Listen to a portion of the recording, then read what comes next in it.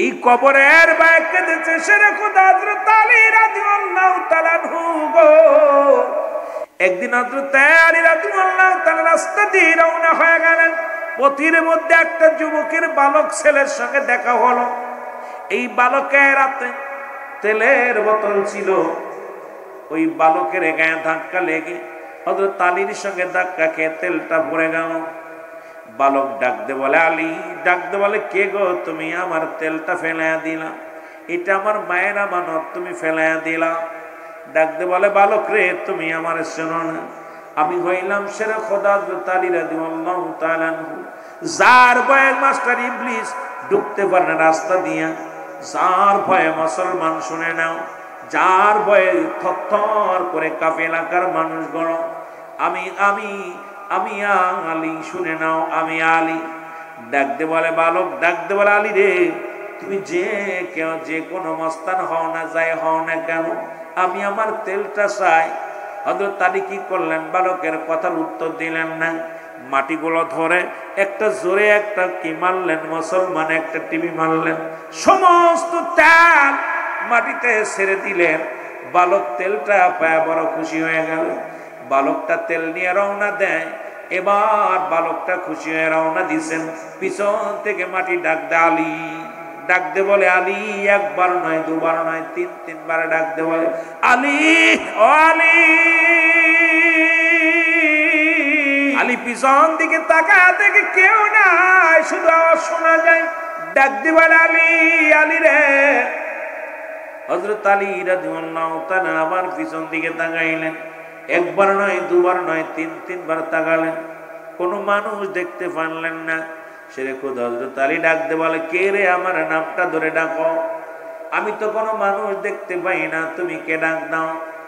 এবার মাটির জবান খুলে গেছি। ডাকতে বলে আলী রে তুমি আমারে চিনবা না, আমি হইলাম জমিন, আমি হইলাম মাটি। তুমি আমাকে একটু আগে যে একটা টিভি মারছো, আমার হাড্ডি ভেঙে গেছে, মনে রেখো গো। আজ তোমার আমি কিছু বলতে পারলাম না, তবে একদিন আমার ঘরতে আসবা, আমার ঘরের মধ্যে আসবা, আমার কাছে আসবা, সেদিন আমিও তোমার হাড্ডি গুড্ডি ভেঙে দিব। জোরে জোরে চিল্লায়া বলা যাবে না আল্লাহু আকবার।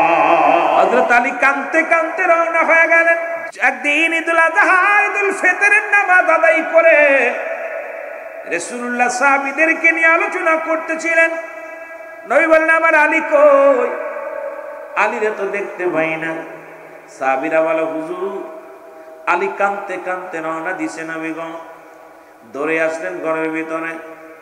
আমার নবীজি বলে আলী দেখে ঘরের মধ্যে কান্নার আওয়াজ শুনতে পায়। রাসূলুল্লাহ ডাকতে বলে আলী তুমি কেন কাঁদো? আলী বলে ইয়া রাসূলুল্লাহ, ইয়া হাবিবাল্লাহ, আমি কান্দি কবরের ভয়ে কান্দি। নবী বলেন আলী রে, আমি নবী তো 10 জন সাহাবীর নাম ঘোষণা করেছি জান্নাতি বলে, তার মধ্যে 4 নম্বরে তুমি। আবু বকর ফিল জান্নাতি, উমর ফিল জান্নাতি, উসমান ফিল জান্নাতি। ও আলী তুমি 4 নম্বরে আমি জান্নাত ঘোষণা করলাম, তারপর কেন তুমি কান্দো? আমি আমার আল্লাহ জানিয়ে দিছে 10 জন সাহাবীর নাম আমি দুনিয়া থেকে জান্নাতি বলে ঘোষণা করে দিয়েছি। আলী, আলী রে তারপর তুমি কেন কান্দো?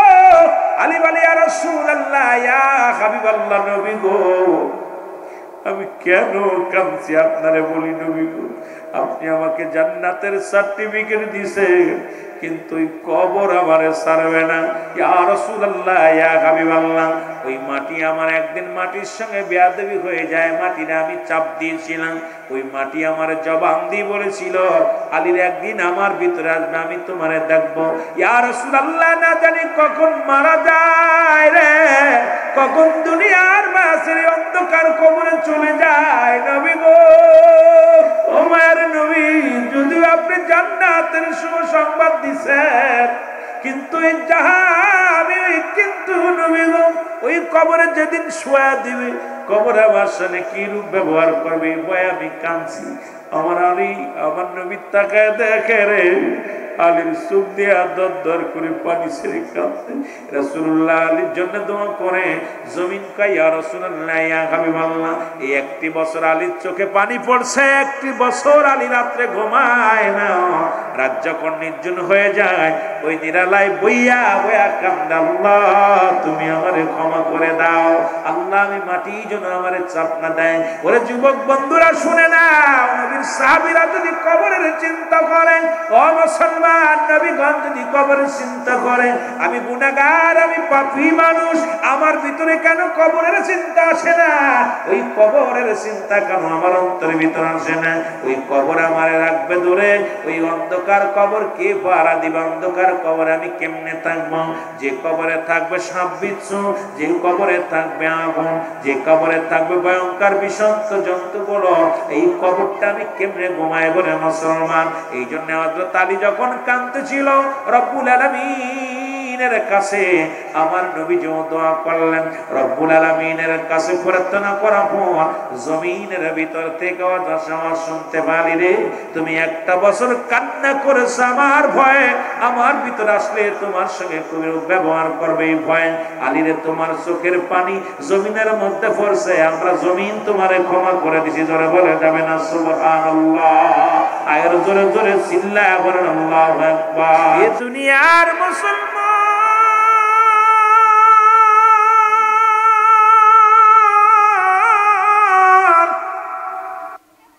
এই কবরে যেদিন রেখে দিবে রে, সর্বপ্রথম কবরে একজন ফেরেশতা আসবে, নাম তার নোমান ফেরেশতা। জোরে বলা যাবে না আল্লাহু আকবার? নাম কি? নোমান ফেরেশতা। আমরা মনে করি কবরে শোয়াইলে মনকার নেকির ফেরেশতাই বলে মুসলমান।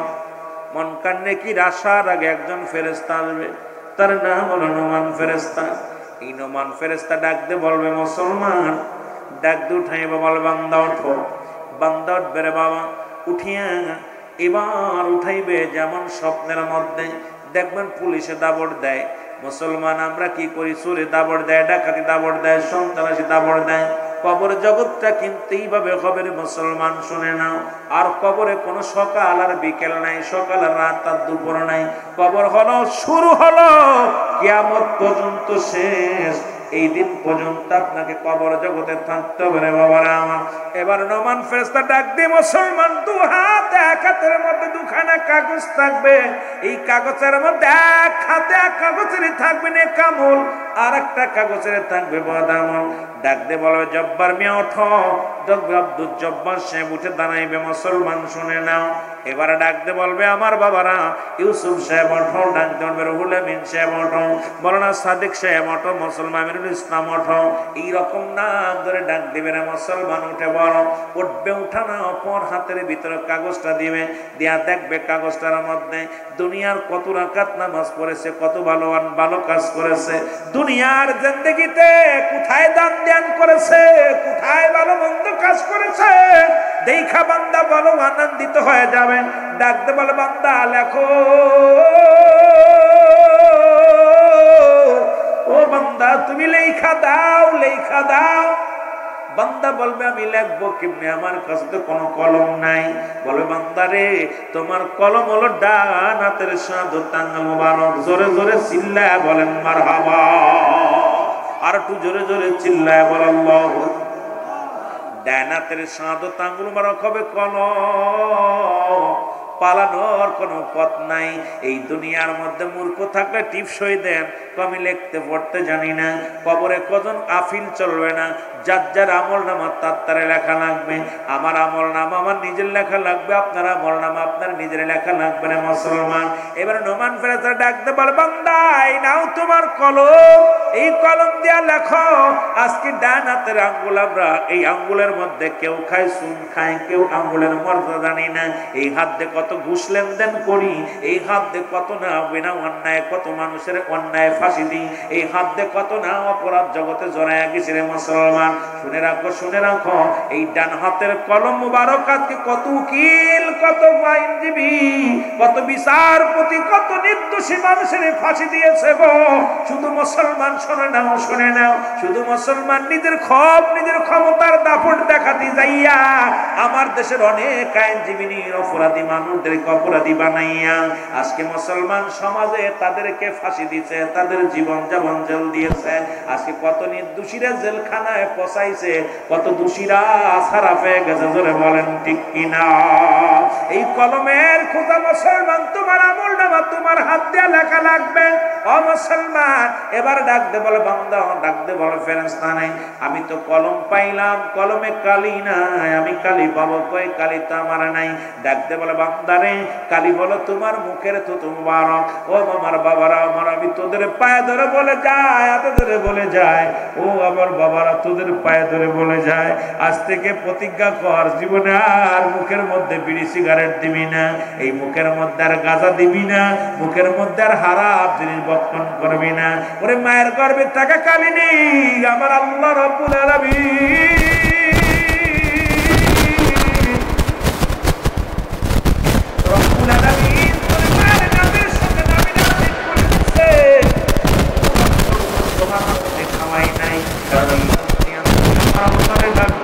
এই মুখ দিয়ে কুরআনুল কারীম পড়বা, এই মুখ দিয়ে তুমি নবীর দুরূদ পড়বা, এই মুখ দিয়া তুমি মুসলমান শুনে নাও সত্যের স্লোগান দিবা। এই মুখটা দিয়া আল্লাহ রাব্বুল আলামিন তোমাকে হারাম জিনিস ভক্ষণ করার নাই, নাপাক পানি খাওয়ার নাই, দুনিয়ার মধ্যে কুরক্ত খাওয়ার নাই। এই মুখটার রব্বুল আলামিন পবিত্র রাখছে। অনুরোধ করে যে আপনাদের কাছে আজ থেকে প্রতিজ্ঞা করবা, যা এই মুখটার মধ্যে আর বিড়ির টান দিস না, গাঁজার টান দিস না, এই মুখটার মধ্যে আর ইয়াবা লাগাস না, এই মুখ দিয়ে ফাইসা কথা বলিস না, মুখ দিয়ে খারাপ কথা বলিস না, মুখ দিয়ে কারুরে গালি দিস না। এই মুখটারে পবিত্র রাখার দরকার আছে কি না? আমার ভাইরা, আমার বন্ধুরা, আমার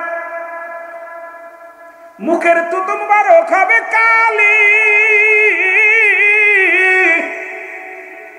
কালি যদি জমে যায়, নষ্ট হয়ে যায়, কলম চলবে না। এই জন্য মুখটারে পবিত্র রাখবি রে বাবা। মুসলমান কালি পাইব, ডাকতে বলবে আমি কলম পাইলাম, কালি পাইলাম, খাতা পাবো কয়, কাগজ পাবো কয়? 3 টুকরা কাপড়ের কাপড় দেওয়া হয়, কাপড়ের কাপড় টান দিয়ে খুলে নিয়ে বলবে বান্দাই নাও লেখো। বান্দা হাতের মধ্যে নিয়ে লেখা শুরু করবে, সেকেন্ডের মধ্যে লেখা শেষ হয়ে যাবে, সেকেন্ডের মধ্যে কম্পিউটারের মধ্যে লেখা হয়ে যাবে, হাত থেকে ছিনিয়ে নিবে, আর এক টুকরা কাপড় দিবে, হাতের মধ্যে কাগজ দিবে, বান্দা নাও।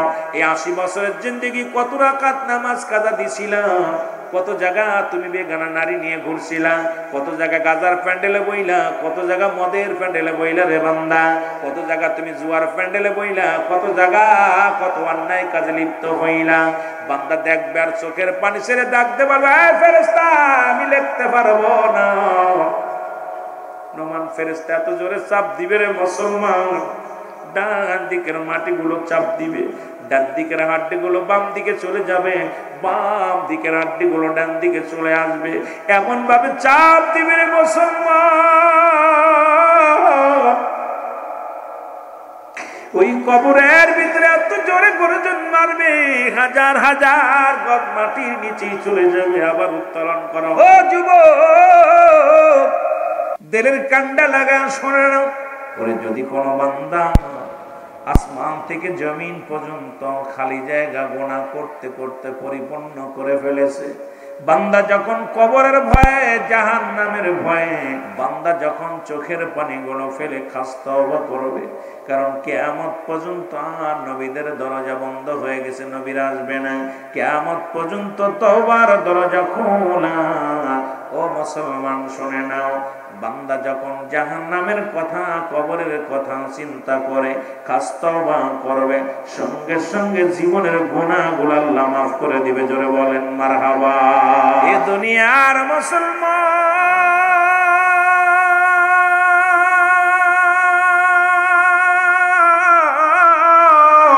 মদিনার মাটি মাটি, বাংলাদেশের মাটি মাটি, মদিনার মাটি গায়ে লাগলে গুনাহ ছড়ে যায়, বাংলাদেশের মাটি গায়ে লাগলে চুলকানি রোগ হয়। মদিনা শরীফের মাটি সঙ্গে শুয়ে আছে, লেগে আছে আমার নবী রাহমাতুল লিল আলামিন, যার খাতিরে মাটির দাম বেড়ে গেছে। বাংলাদেশের মাটিতে নবী নাই, নবী নাই, এই জন্য এই মাটির এত দাম নয়। জোরে বলেন ঠিক কিনা? ও যুবক বন্ধুরা আমার, দিলের কান্ডা লাগা শোনো, মদিনা শরীফে একখণ্ড পাথর আছে যার মধ্যে চুমা দিলে জীবনের গুনাহ মাফ হয়ে যায়।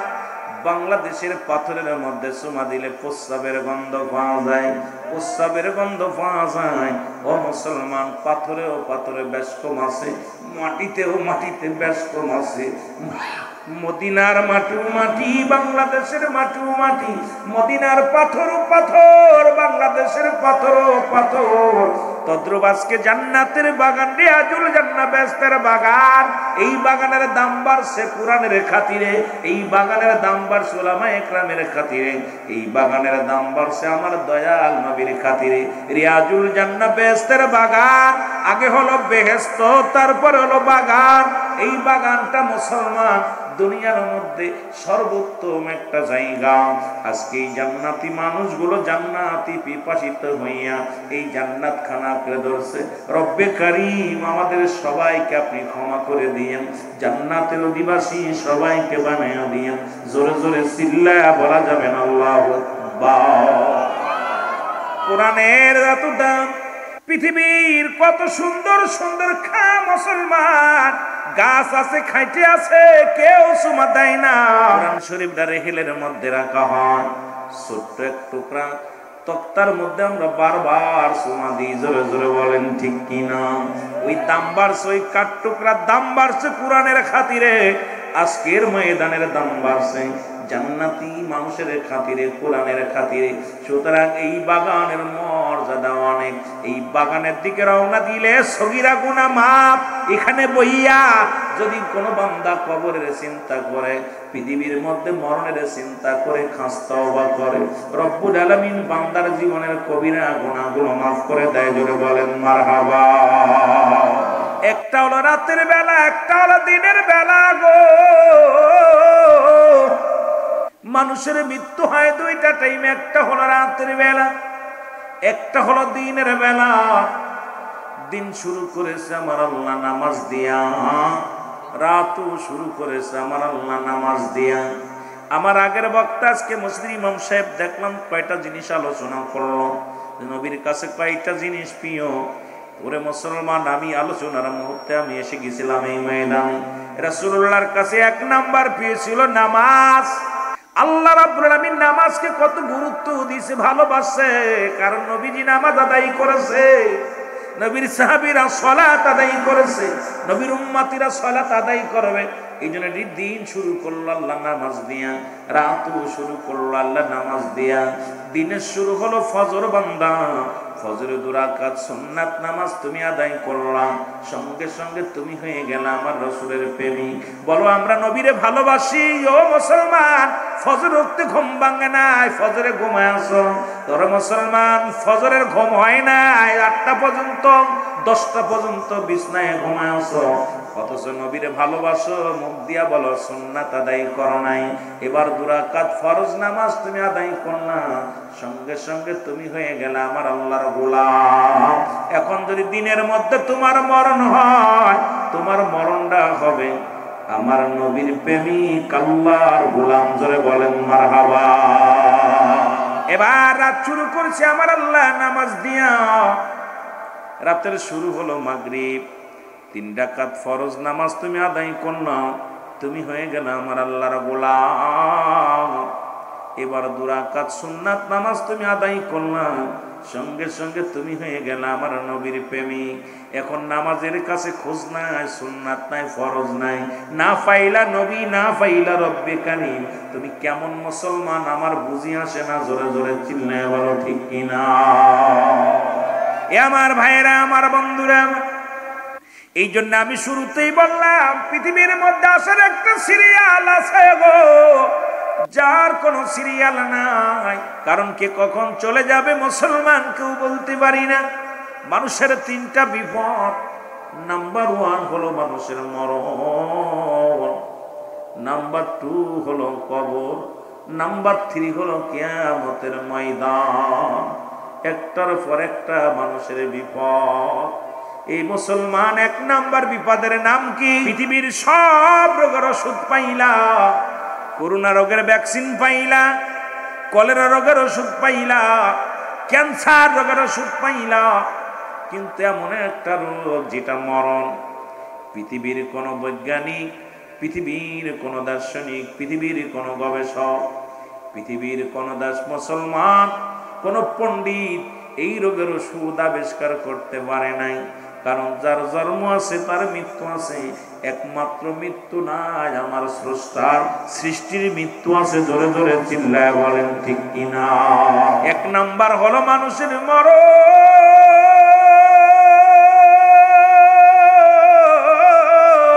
ওরে মুসলমান, একটাবার চক্ষু দুটো বন্ধ করে দেখো রে, ওই প্রথম রাত তুমি কবরে কেমনে কাটাইবা? চক্ষু দুইটা বন্ধ করে দেখো, দুনিয়ার কেউ তোমার নয়, কত মানুষ তোমার পাশে বসে আছে। চক্ষু বন্ধ করে দেখো, অনুমান করো আশেপাশে কত মানুষ, ডানে বামে, ডানে বামে, সামনে পিছে কত মানুষ দেখা যায়। কিন্তু চক্ষু দুইটা বন্ধ করে দেখো, কাউকে দেখা যায় না। কবর এমন একটা জায়গা যেখানে আপনাকে রেখে দিলে সব আপনার আশপাশ দিয়ে ঘুরবে, আপনি কাউকে দেখতে পারবেন না। সেই জায়গাটার নাম হলো কবর। জোরে জোরে চিল্লায় বলা যাবে না ঠিক কিনা? দুনিয়ার মুসলমান,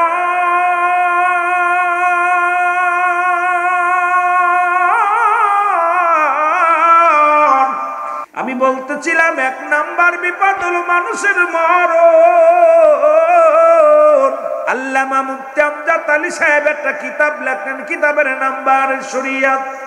এই কিতাবের মধ্যে লিখতে যাইয়া ওই ব্যক্তি বললেন, দুনিয়ার মানুষ শোনো, মানুষ যখন ইন্তেকাল করে সাধারণত মৃত্যুবরণ করে, 70টা তাজা উটের গায়ের চামড়া জবাই না করিয়া উল্টো দিকে টান দিয়া লবণ আর মরিচ লাগা দিলে যতটুকু যন্ত্রণা হয়, এর চাইতে 70 গুণ যন্ত্রণা হলো একটা সাধারণ মৃত্যু। এখন যারা মরণকালে পায়খানা করে দেয়, যারা মরণকালে প্রস্রাব করে দেয়, কত মানুষের জানাজা পড়লাম রে, কত মানুষের কাফন পরাইলাম, কত মানুষের দাফন দিয়ে দিলাম।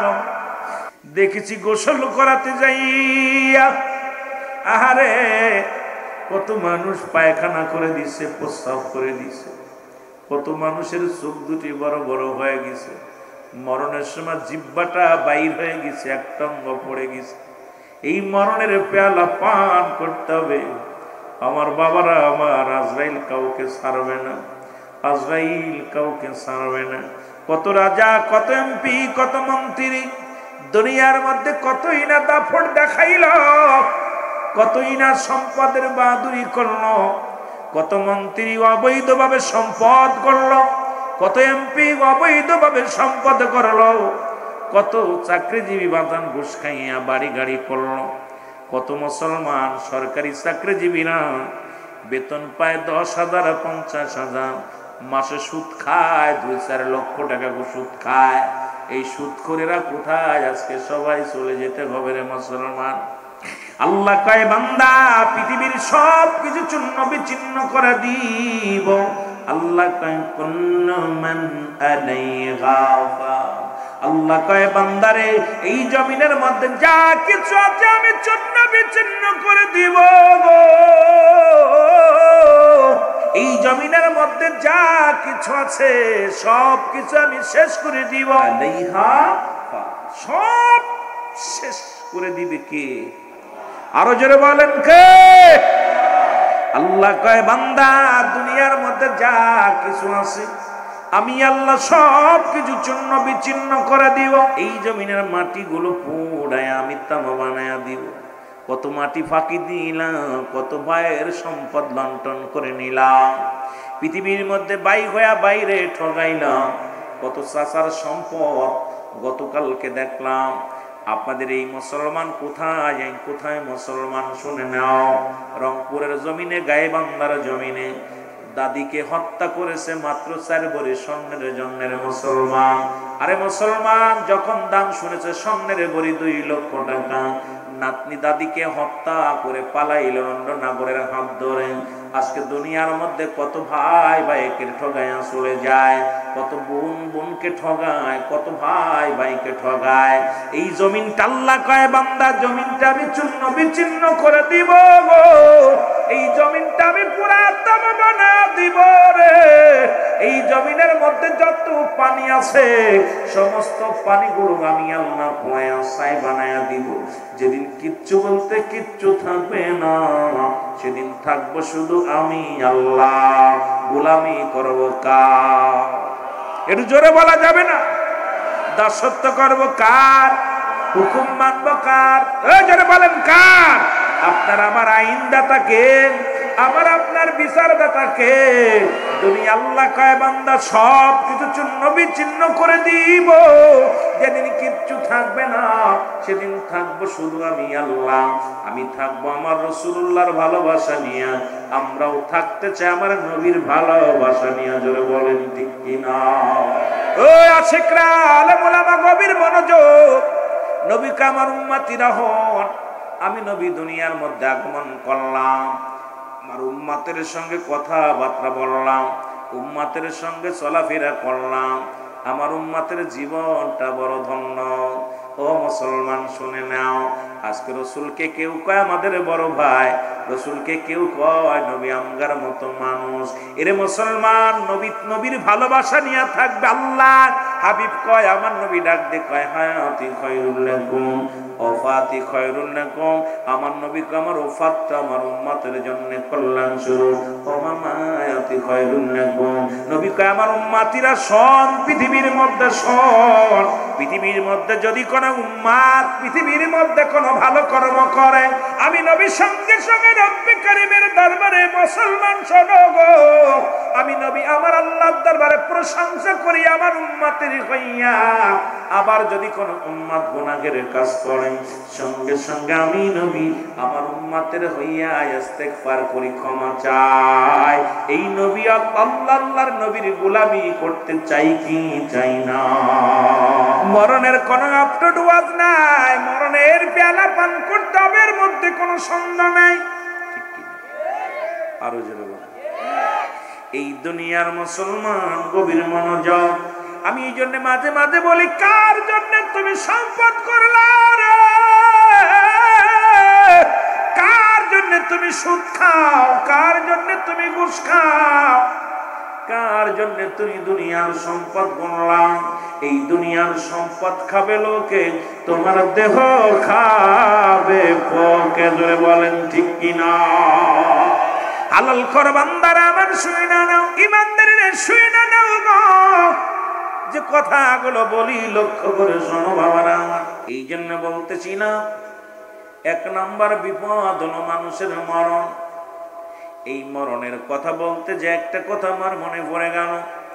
ঈসা ইবনে মরিয়াম আলাইহিস সালাম আমার মারা যাইতেছিল, আলোচনা শুনতে শোনো। মা মরিয়াম আলাইহিস সালামের কাছে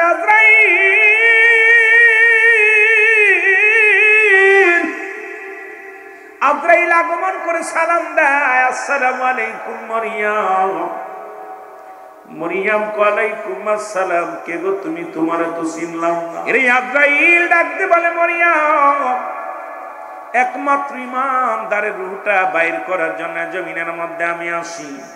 পৃথিবীর মধ্যে বেঈমানদারের রূহটা বাইর করে আমি এমন ভাবে উপর থেকে চিৎকার মারি, আমি এত বড় দানব, এই পৃথিবীর মধ্যে থাকে আমার পা মাথা থাকে আসমানে।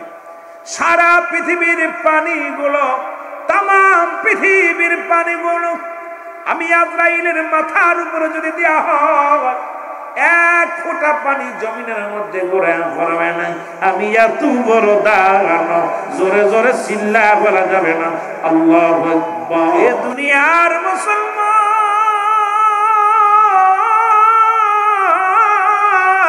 মরিয়ম আলাইহিস সালাম ডাকতে বলে, আজরাইল রে, কি আমার চান, কিসের জন্য তুমি আমার কাছে আসছো? আজরাইল কয়, মরিয়ম রে, রব্বুল আলামিন আমারে পাঠাইছে। রব্বুল আলামিন আমাকে পাঠাইছে আপনার রুহটা নিয়ে যাওয়ার জন্য। আর বেশি সময় নাই, এখনই বিদায় নিতে হবে। মা মরিয়াম ডাকতে বলে, আজরাইল, আজরাইল রে, একটু সময় দাও আমারে, কারণ আমার আদরের দুলাল, আমার একমাত্র কলিজার টুকরা সন্তান, আমার ঈসা আলাইহিস সালাম আমার জন্য ফল আনতে গেছে, একটু সময় দাও আমারে। আমার কলিজার টুকরা সন্তান যখন আসবে, তখন তাকে আমি দুইটা কথা বলার সুযোগ আমারে করে দাও। আজরাইল কয়, মরিয়াম, মরিয়াম, তুমি মৃত্যুকে এত ভয় পাও কেন? মালাকুল মউতকে কেন এত ভয় পাও? আমি তোমাকে সময় দিতে পারবো না।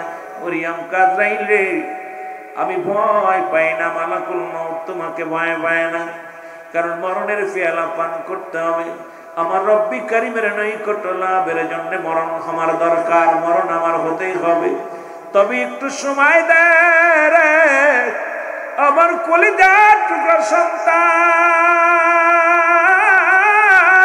আমার কলিজার টুকরা সন্তান ঈসা আলাইহিস সালাম গেছে কোথায় রে আমার জন্য ফল আনতে, একটু সময় আমারে দাও।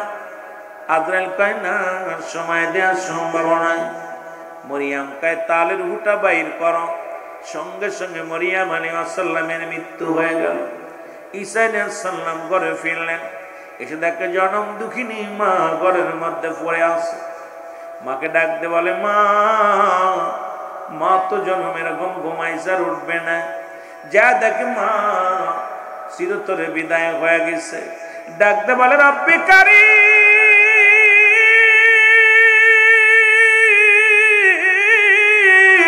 তুমি আমার মাকে নিয়ে গেলা গো, তুমি আমার মাকে নিয়ে গেলা। আল্লাহ, আমি কারিমা বলে ডাকবো, কে আমারে আদর করবে, কে আমারে বুঝ দিবে, কে মাথায় হাত বুলাবে? আমার মাকে তুমি নিয়ে গেলে রব্বি কারীম। তবে একটা আপনার কাছে একটা দাবি, আমার মা জননীর কাছে আমি জানতে চাই, যেহেতু আমি একজন নবী, আমার মা ছিল নবীর মা, সুতরাং জানতে চাই আজরাইল আলাইহিস সালাম আমার মায়ের লগে কি রূপ ব্যবহার করেছেন। জোরে জোরে চিল্লায় বলা যাবে না আল্লাহু আকবার। আজরাইল ডাকতে বলে, আসসালামু আলাইকুম নবী সাহেব, আপনি আমাকে তলব করেছেন, আপনার কদমে আমি হাজির। আল্লাহ নবী ঈসা ডাক দেখেন, আজরাইল আগে বলো, তুমি আমার মার সনে কি রূপ ব্যবহার করেছো, আগে জানতে চাই। এবার মা জিন্দা হলো, মার সামনে আজরাইলকে বলে, আজরাইল আমার মা রূপটা তুমি কেমনে বাইর করেছো? বলে, আমার ঈসা নবী আপনি শোনেন, পৃথিবীর মধ্যে আমি সবার রূপ বাইর করার জন্য জমিনের মধ্যে আসি না, একমাত্র ঈমানদার যাদের জন্য আল্লাহ রাব্বুল আলামিন জান্নাত তৈরি করে আল্লাহ বলেন, দাতুনিল মুমিনিন, আল্লাহ কয় মুমিনদের জন্য, মুত্তাকিনদের জন্য আমি আল্লাহ প্রস্তুতি করে রাখলাম 8টা জান্নাত। জোরে জোরে বলো মারহাবা। আর একটু জোরে জোরে চিল্লায় বলা যাবে না আল্লাহু আকবার। এরে আল্লাহর নবী ঈসা আলাইহিস সালাম ডাক দিয়ে বলে, আজরাইল আগে বলো আমার মায়ের রূহটা কেমনে বাইর করলা? আজরাইল কয়, হুজুর ঈমানদার রূহটা আমি কেমনে বাইর করে শোনেন। আটা গুলায়া খামির বানায়া, এই খামিরের মধ্যে যেমনি চুল ফলে, যেমনি অনাসে টান মারলে যেমন বাইর হয়ে যায়, একমাত্র ঈমানদারদের রূহটা আমি এমন কায়দায় নি সে নিজে অনুভব করতে পারে না। এত আসান, এত আরামে, এত নরমাল ভাবে জানটা কবজ করা হয় ঈমানদারের। আর ঈমানদারের হুকুম ছাড়া নবী গো আমি ভিতরে প্রবেশ করি না। ঈমানদারের কাছে এসে সালাম দেয় আজরাইল আলাইহিস সালাম। ঈমানদার যারা জান্নাতি যান সালাম দা, আসসালামু আলাইকুম মুসলমান শুনে নাও। আমিরুল হোসেন ভাই সালাম দিবে, ডাক দে বলবে, মুসলমান শুনে নাও। জব্বার প্রামাণিক শোনো, সালাম দিবে, আসসালামু আলাইকুম জব্বার প্রামাণিক, আমি আজরাইল, আমি আপনার রূহটা বাইর করার জন্য আসি। জব্বার প্রামাণিক বলবো আলাইকুম আসসালাম। আজরাইল রে, তুমি তো আমাকে নেওয়ার জন্য এসেছো, আমি যাব, প্রস্তুতি আছি, তবে আমি তোমার কাছে জানতে চাই তুমি আমার কোন জায়গা দিয়ে প্রবেশ করবা? ইমানদারের পাওয়ার কেমন, মুমিনের পাওয়ার কেমন, আমাদের জানার দরকার। মুসলমান শুনে নাও, ডাকতে বলবে জব্বার প্রামাণিক, আমি তোমার পা দিয়ে প্রবেশ করব। পা বলবে আজরাইল দাঁড়াও, আমার পা দিয়ে কোনোদিন আমি গানের প্যান্ডেলে যাই নাই, আমার এই পা দিয়ে কোনোদিন মদের প্যান্ডেলে যাই নাই, আমার এই পা দিয়ে কোনোদিন আমি সিনেমার হলের দিকে যাই নাই, আমার এই পা দিয়ে কোনোদিন পতিতালার দিকে যাই নাই, আমার পা দিয়া হেঁটে হেঁটে যখন মসজিদে মুয়াজ্জিন সেবা জান দিত, আমি স্বামীর সংসারে যতদিন ছিলাম স্বামীর কাজগুলো করতাম, আর পাগলের মতো আজান বলে আমি নামাজে দৌড়াইয়া যাইতাম, আমি ওই মসজিদে হেঁটে হেঁটে নামাজে যাইতাম, কোরআন হাদিসের আলোচনা যেখানে হতো শুনলে আমি হেঁটে হেঁটে সেই ময়দানে যাইতাম। আমার পাতে তোমার ঢুকতে দিতে পারি না রে। এই ইমানদারেরা শোনো গো, আমার বাবারা, আমার দিলের কান্না লাগা শোনো। ডাকতে বলবে আজরাইল, ও জব্বার প্রামাণিক, তাহলে তোমার হাত দিয়ে ঢুকবো। হাত বলবে জব্বার প্রামাণিক, ডাকতে বলবে মুসলমান, হাত বলবে আজরাইল দাঁড়াও, আমার এই হাত দিয়ে কোনোদিন আমি মদের প্যান্ডেলের টাকা দিই নাই, আমার এই হাত দিয়ে কোনোদিন কাউকে আঘাত করি নাই, আমার এই হাত দিয়ে কোনোদিন বিড়ি সিগারেট ধরি নাই, আমার এই হাত দিয়ে কোনোদিন আমি পেন্সিল ধরি নাই, আমার এই হাত দিয়ে দুনিয়ার মধ্যে কোনোদিন অন্যায় কাজে আমি লিপ্ত হই নাই, আমার এই হাত দিয়ে আল্লাহর ঘরে দান করেছি, আমার এই হাত দিয়ে সত্যের আহ্বান করেছি, সুতরাং আমার হাত দিয়ে দিনের কাজ করেছি, এই হাতটা দিয়ে তোমার ঢুকতে দিতে পারি না। চলে যাবে বলবে আজরাইল, বলবে আমি এখন তাহলে যাব আপনার চোখ দিয়া। চোখ বলবে আজরাইল দাঁড়াও, ও আজরাইল দাঁড়াও, আমার এই চোখ দিয়া আমি আমার মা বাবারে দেখেছি, মায়ার নজরে দেখেছি রে, আমি উলামায়ে কেরামের সিয়ারা দেখেছি, এই চোখ দিয়া দুনিয়ার মধ্যে কোরআনুল কারীম দেখেছি, এই চোখ দিয়া দুনিয়ার কোন বাজে গানা মহিলা দেখি নাই, আমার এই মুখ দিয়ে, আমার এই চোখ দিয়ে কোনদিন আমি ফাইসা বেহায়াপনা কোনো কিছু দেখি নাই, আমার চোখ দিয়ে তোমার ঢুকতে দিতে পারি না। চলে যাবে মুখের কাছে, মুখ বলবে আজরাইল দাঁড়াও, আমার এই মুখ দিয়ে কোনোদিন আমি পেন্সিল খাই নাই, গাঁজা খাই নাই, মদ খাই নাই, আমার মুখটা পবিত্র ছিল আজরাইল, আমার মুখ দিয়ে তোমার ঢুকতে দিতে পারি না। সমস্ত জায়গা থেকে যখন মাথার কাছে চলে যাবেন, মাথা বলবে আজরাইল দাঁড়াও, কারণ আমার মাথা দিয়ে তোমার ঢুকতে দিতে পারি না, এই মাথা দিয়ে আমি রব্বে কারিমের দরবারে সিজদায় লুটায়া পড়তাম, আমি সিজদা দুনিয়ার মধ্যে কারোর কাছে মাথা বিক্রি করি নাই, পৃথিবীর মধ্যে কোথাও মাথা নত করি নাই, একমাত্র রব্বে কারীম আমার আল্লাহ সন্তুষ্ট অর্জন করার জন্য মাথা নয়া নয়া বলতাম সুবহান রাব্বিল আলা, সুবহান রাব্বিল আলা। জোরে জোরে চিল্লা বলা যাবে না আল্লাহু আকবার, আরো জোরে জোরে চিল্লা বলা যাবে না মারহাবা। এ মুসলমান গভীর মনোযোগ, আজরাইল ডাক দিয়ে বলে নবী সাগো, আমি আপনার মায়ের রুহটা অতি আসানে বাইর করেছি, আপনি শুধু মাথায় হাত বলিয়েছিলাম, মায়ের বুকে দুধ খাইতে খাইতে সন্তান যেমনি ঘুমায়া যায়, আমি আপনার মার রুহটা এমনি বাইর করেছি। ঈসা আলাইহিস সালাম ডাকতে বলে মা, ও আমার মা, আমি জানতে চাই গো মা, আপনার লগে আজরাইল কি রূপ ব্যবহার করেছে গো মা।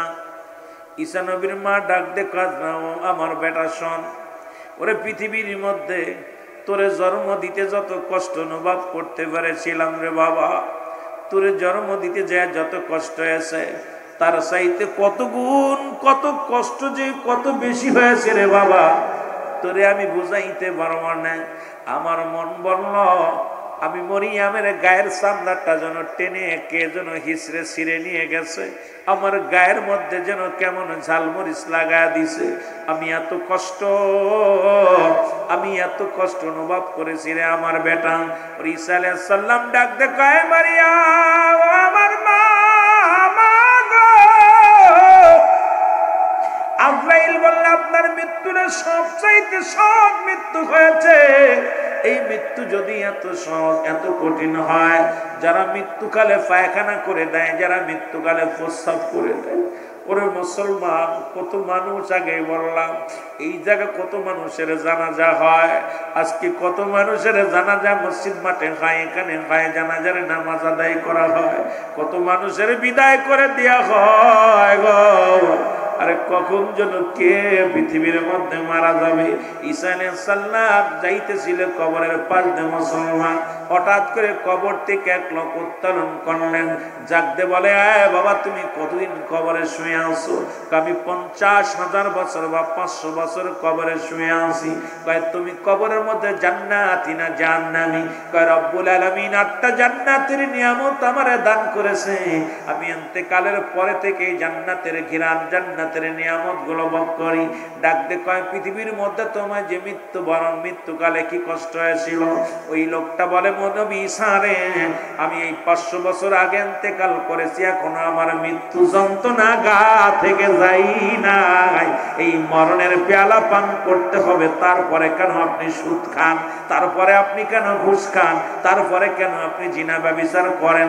তারপরে কেন আপনি মানুষকে ঠকান গো? এই পৃথিবী যদি চিরস্থায়ী না হয়, এই ক্ষণস্থায়ী পৃথিবীর জন্য কতই না দুই নাম্বারি করলাম, কতই না দুনিয়ার মধ্যে রং তামাশা করলাম, কতই না রং তামাশার মধ্যে মেজর হইলাম। আমি আপনাদের অনুরোধ করে যাব, যেহেতু দুনিয়া আপনার নয়, এই নিষ্ঠুর পৃথিবী শুধু ভোগ করতে জানে, ছাড়তে জানে না। পচা গলা গাঁজাখোর, মদখোর, নারীখোর যে আছে সবাইকে ভোগ করবে নিষ্ঠুর পৃথিবী। এই নিষ্ঠুর পৃথিবীর কাউকে ছাড়বে না, ভালোটাকে ছাড়বে না, মন্দটাকেও ছাড়বে না। এই নিষ্ঠুর পৃথিবী ভোগ করে নিবে। এই জন্য অনুরোধ করব, এমন জীবন গড়বেন যেন এই নিষ্ঠুর পৃথিবী যখন ছেড়ে আপনি চলে যাবেন, আপনি যাওয়ার সঙ্গে সঙ্গে রব্বুল আলামিন যেন জান্নাতি করে। জোরে জোরে বলেন মারহাবা।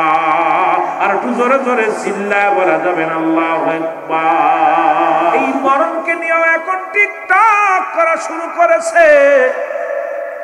মরা মানুষের সেলফি তুলিয়া ফেসবুকে দিয়া শুরু করেছে। দাদা মরা মানুষের, মরা দাদা দাড়ি ধরে সেলফি তোলা শুরু করেছে। কবরে নামাইয়া সেলফি তোলা শুরু করেছে মুসলমান।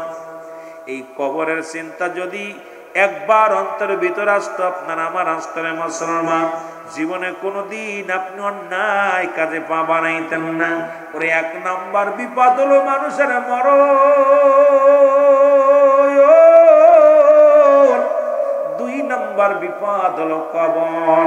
এই কবর বলতে বোঝায় মানুষের মৃত্যুর পর থেকে শুরু করে কিয়ামত পর্যন্ত জগৎটাকে বলা হয় কবরের জগৎ। ধরে বলেন ঠিক কিনা? আজকে যারা আগুনে পুরাইয়া চিন্তা করে, মোহনবী আমার হিন্দু বাবারা আগুনে পুরাইয়া দিলে আর মনে হয় রব্বে কারীম আমার আর পাইব না। কবর বলতে বোঝায় মানুষের মরণের পর থেকে শুরু করে কিয়ামত পর্যন্ত বলা হয় জগৎটাকে বলা হয় কবর। এই কবরে একটা রাত কেমনে থাকবেন একবার চিন্তা করে দেখেন। 1 ঘন্টা আপনি কেমনে থাকবেন, 1 মিনিট আপনি কবরের ভিতরে কেমনে থাকবেন, একবার চিন্তা করে দেখেন রে আমার ভাইয়েরা, আমার বন্ধুরা আমার। একবার ভাবেন, বসিয়া বসিয়া চিন্তা করেন গো। আজকে রাত্রে বার হইতে পারতেন না, রাত্রে বেলা ভয় পাতেন, দিনের বেলাও ভয় পাতেন।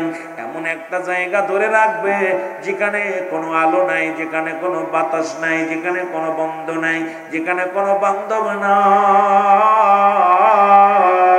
কবর জগৎটা আপনার জন্য আমার জন্য হবে ভয়ানক।